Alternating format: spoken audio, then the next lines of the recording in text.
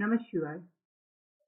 पहले के जो वीडियो मैंने वास्तुशास्त्र पे आपको बताए थे, उसमें मैंने आपको ये बताया था कि वास्तुशास्त्र क्या है, इसके पीछे हमारी पौराणिक कथाएँ क्या है और कौन से तत्वों से मिलके बना है और विज्ञान के दृष्टिकोण से ये व्यक्ति के शरीर पर और भवन पर क्या असर डालता है।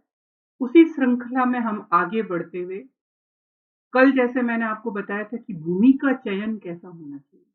यानी किस तरह की भूमि पे आपको रहना है और किस तरह की भूमि आपके लिए त्याज्य है, यानी वहां पे कभी नहीं रहना क्योंकि वो आपके लिए किसी भी तरह से हानिकारक सिद्ध हो सकता है।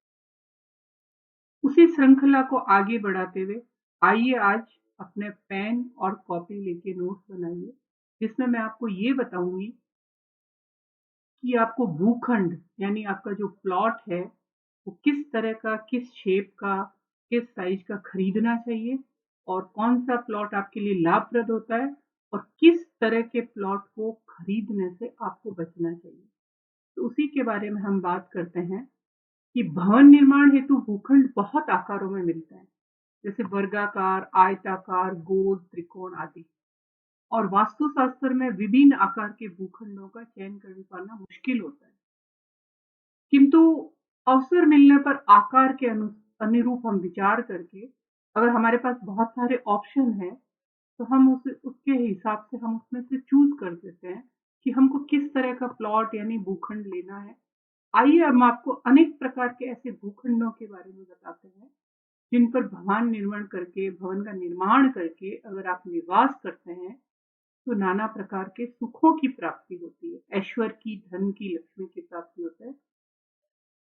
तो इसमें से सबसे पहले आता है कि जिस भवन की लंबाई चौड़ाई समान हो और उसका हर कोण 90 डिग्री पे हो, यानी चारों भुजाएं समान हो, ऐसे भूखंड को वर्गाकार कहते हैं। ये भूखंड सर्वश्रेष्ठ प्रकार का होता है और इसमें निवास करने वाला व्यक्ति सदा सुखी, समृद्ध और ऐश्वर्यशाली होता है। उसके बाद आप देखिए आयताकार भूखंड, रेक्टेंगल शेप, दो भुजा बड़ी और दो भुजाएं छोटी और जिसके चारों कोण 90 डिग्री के अंश के हो, इस प्रकार के भूखंड को आयताकार कहते हैं। इस भवन में जो भी व्यक्ति निवास करता है, धन धान्य और पद प्रतिष्ठा बनी रहती है और ग्रस्त जीवन के लिए ये भूखंड अति उत्तम होता है। वृत्ताकार भूखंड, जो भूखंड गोले के आकार का हो उसे वृत्ताकार भूखंड कहते हैं। सन्यासी, संतों और आध्यात्मिक पुरुषों के लिए ये भूखंड उपयुक्त होता है। जैसे हमारा संसद भवन भी वृत्ताकार है, इसीलिए वहां पर कभी आपसी सहमति नहीं बन पाती है। चतुष्कोणाकार, चार कोने वाले भूखंड को चतुष्कोणाकार भूखंड होता है। इस भूमि पर भवन निर्माण करने से सदा सुख और शांति बनी रहती है और परिवार के सभी सदस्यों की प्रगति होती है। षटकोणाकार, छह कोणों पर छह भुजाओं से युक्त भूखंड को षटकोणाकार भूखंड होता है। इस भूखंड पर निर्माण करने से दिन दूनी रात चौगुनी प्रगति होती है। घर के मुखिया का अपने परिवार पर पूर्ण रूप से नियंत्रण होता है। अष्टकोणाकार, यानी नाम से ही विदित है, इसमें 8 कोण होते हैं। तो जो भूखंड 8 कोण और 8 भुजाओं से युक्त होता है उसको अष्टकोणाकार भूखंड कहते हैं। इस भूखंड में निर्माण करने से धन धान्य की वृद्धि होती है और परिवार में आपसी प्रेम बना रहता है। गोमुखाकार, यानी गाय के मुख की आकृति वाला, जिस भूखंड का फ्रंट कम होता है और पीछे की लंबाई अधिक होती है उसको गोमुखाकार भूखंड कहते हैं। जैसे गाय का मुख होता है, आगे से मुंह छोटा, पीछे से बड़ा। इस प्लॉट पर भवन बनाकर रहना अति उत्तम माना जाता है और ये भवन व्यापारिक दृष्टिकोण से शुभ माना जाता है। इसमें आप रह भी सकते हैं, व्यापार भी कर सकते हैं और इसमें रहने वाले हर प्राणी का विकास होता है। जैसे गोमुखाकार भूखंड होता है, उसी तरह सिंह मुखाकार भूखंड होता है। जो भवन सामने से बड़ा और पीछे से कम होता है उसको सिंह मुखाकार भूखंड कहते हैं। ऐसे भूखंड पर भवन बनाकर रहना तो शुभ नहीं होता है, किंतु व्यापारिक प्रतिष्ठान के लिए ये भवन शुभ होता है। भद्रासन भूखंड, अब जिस भूखंड की लंबाई और चौड़ाई समान हो तथा मध्य भाग समतल हो तो भद्रासन भूखंड है। ऐसी भूमि पर भवन निर्माण करके वास करने से सभी प्रकार के सुखों की प्राप्ति होती है। सुख, समृद्धि, उत्तम स्वास्थ्य, शांति और प्रगति, सारे के सारे सुख प्राप्त होते हैं। अब है काकमुखी भूखंड, जो भूखंड आगे से संकरा और पीछे से चौड़ा हो तो काकमुखी भूखंड कहते हैं। इस भूखंड पर मकान बनवा कर रहने से घर के मुखिया को लाभ होता है और जो बाकी घर के सदस्य हैं, जो परिवार के मेंबर है फैमिली के, उनका भी विकास होता है। ये हो गए हमारे लिए जो फलदायी भूखंड है। अब जो अशुभ फल वाले भूखंड है उनकी बात करते हैं, जिन पर व्यक्ति को निवास नहीं करना चाहिए, उन्हें त्याज्य करना चाहिए। लेकिन अगर किसी कारणवश आपके भूखंड का उस तरह का शेप या उस तरह की आकृति है तो आप जो दीवार बना रहे हैं, जो चार दीवारी बना रहे हैं, वो आप आयताकार या वर्गाकार बना के फिर उसमें भवन का निर्माण करें। तो जो अशुभ फलदायक भूखंड है वो है त्रिभुजाकार भूखंड, यानी जिस भूखंड की तीनों भुजाएं बराबर हो। चक्राकार भूखंड यानी जिस भूखंड की 8 से ज्यादा भुजाएं हो और वो वृत्ताकार भी नहीं हो। सक्टाकार भूखंड, जिस भूखंड का आकार बैलगाड़ी की तरह हो। मृदंगाकार, यानी जिस भूखंड का आकार ढोलक के समान, मृदंग के समान होता है। फिर पंखाकार भूखंड, वो भूखंड भी अच्छा नहीं होता, हाथ के पंखे के समान होता है। सर्पाकार भूखंड, यानी जिस भूखंड का आकार सूप के आकार के समान है। धनुषाकार भूखंड, जिस भूखंड का आकार धनुष के आकार का होता है, वह लाभदायी नहीं होता है। अंडाकार, जिस भूखंड का आकार अंडे के समान होता है, वो भूखंड भी लाभदायी नहीं होता है। विषम बाहु भूखंड, जिस भूखंड की सभी भुजाएं भिन्न भिन्न नाप की हो, टेढ़ी मेढ़ी, वो भूखंड लाभदायी नहीं है। कुंभाकार, कुंभ यानी घड़ा, और जिस भूखंड का आकार घड़े के समान हो, वो भूखंड अच्छा नहीं माना जाता। अर्धवृत्ताकार, यानी ऐसी लाइन और फिर उसका आकार अर्धवृत्त के समान आधी गोलाई लिए हो, उस भूखंड पर निवास नहीं करना चाहिए। मूसलाकार भूखंड, जिस भूखंड का आकार अर्धवृत्ताकार होकर मूसल के आकार में लंबा हो, वो भूखंड भी शुभ नहीं होता है। नलाकार भूखंड, यानी जिस भूखंड का आकार एक चतुर्भुज के आकार का हो, इसके चारों कोण समकोण हो और भूखंड की लंबाई उसकी चौड़ाई के दुगने से अधिक हो, वो भूखंड अच्छा नहीं समझा जाता। चिमटाकार, जो एक ओर से छोटा और दूसरी ओर से बड़ा हो, अर्थात चिमटे के आकार का हो। जिस भूखंड का आकार डमरू के समान होता है, वह डमरूकार भूखंड भी त्याज्य है।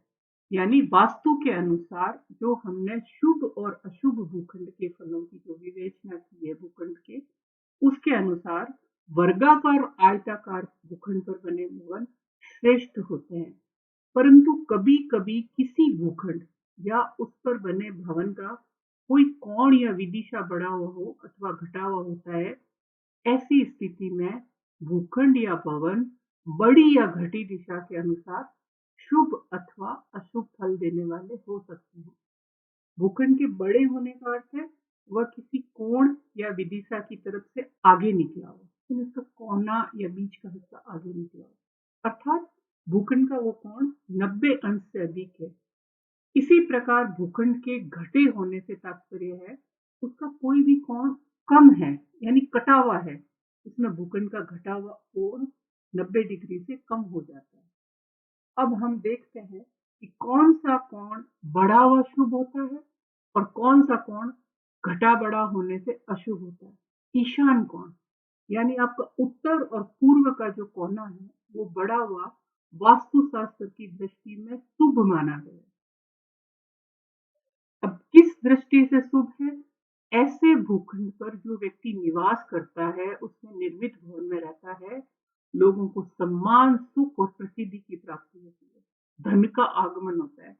इसके विपरीत अगर ईशान कोण कटा या बढ़ा हुआ होता है तो जो सारे सुख होते हैं वो उसकी जगह माइनस में चला जाता है, यानी शारीरिक कष्ट, मानसिक तनाव, अशांति, अपमान, धन हानि जैसी समस्या। इसलिए ईशान कोण का आपको ध्यान रखना चाहिए। अग्नि कोण यानी अग्नि, साउथ ईस्ट दक्षिण पूर्व दिशा खंड में अग्नि कोण का बड़ा होना कष्टकारी होता है, जिसके कारण कार्य में अड़चन, व्यापार में असफलता, अग्नि भय, सरकारी विभाग से दंड की स्थिति और धन हानि की संभावना। वहीं पे अगर अग्नि कोण कटा हुआ होना वास्तु में शुभ प्रभाव देने वाला माना गया है। ऐसे भूखंड पर बने मकान में रहने से जीवन में सुख शांति और समृद्धि प्राप्त होती है। नेत्र कोण यानी दक्षिण पश्चिम, मालिक का कोना, परिवार की।